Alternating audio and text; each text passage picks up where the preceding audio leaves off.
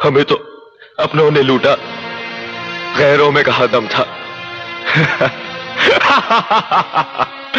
हमें तो अपनों ने लूटा, गैरों में कहाँ दम था। मेरी किश्ती थी डूबी वहां जहां पानी कम था।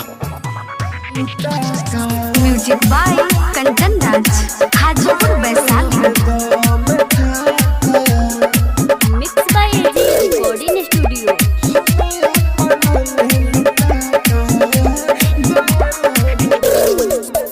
मेरी किस्ती थी डूबी जहां पानी कम था।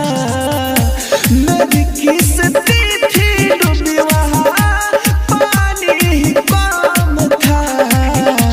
हमें अपनों ने लूटा कहाँ, गैरों में दम था। हमें अपनों ने लूटा कहाँ, गैरों में दम था। मेरी किस्ती थी डूबी वहां पानी कम था।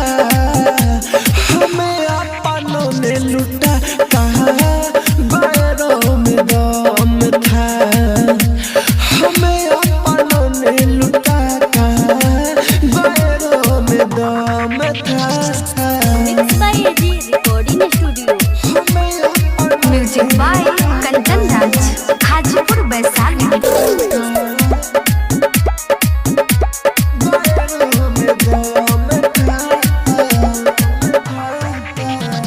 समझ न पाया लड़कियों को सब ये बेवफा है।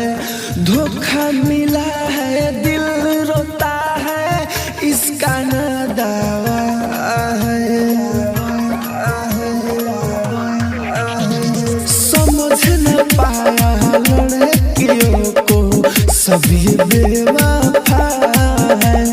धोखा मिला है, दिल रोता है, इसका न दावा है। भूल गई सब जो खाई, क्रिया को शाम था। भूल गई सब जो खाई, क्रिया को शाम था। हमें अपनों ने लूटा कहाँ, गैरों में दम था। हमें अपनों ने लूटा कहाँ, गैरों में दम था। एजी एंटरटेनमेंट की धमाकेदार म्यूजिक बाय कंचन राज, हाजीपुर वैशाली।